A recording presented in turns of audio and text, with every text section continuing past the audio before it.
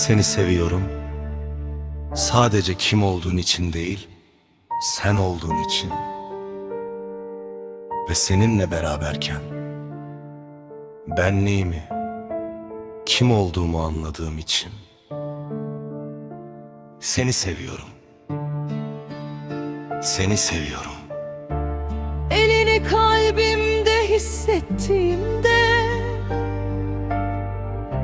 üzüntülerimi alıp götürdüğün için, içtenliğinle doldurdun kalbimi. O sıcaklığı kimse veremedi bana. Seni seviyorum, seni hissediyorum her an, her yerde. İçimdeki çocuğu buldum, kaybolmuş beni yeryüzüne çıkardın.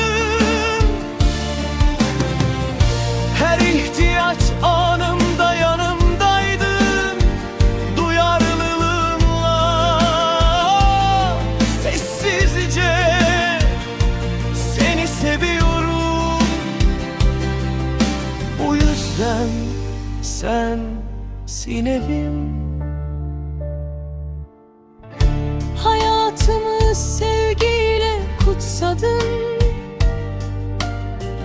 Günlerim şiire dönüştü seninle.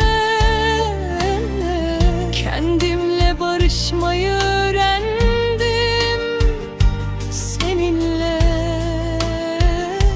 Mutlu olmayı sözlerinle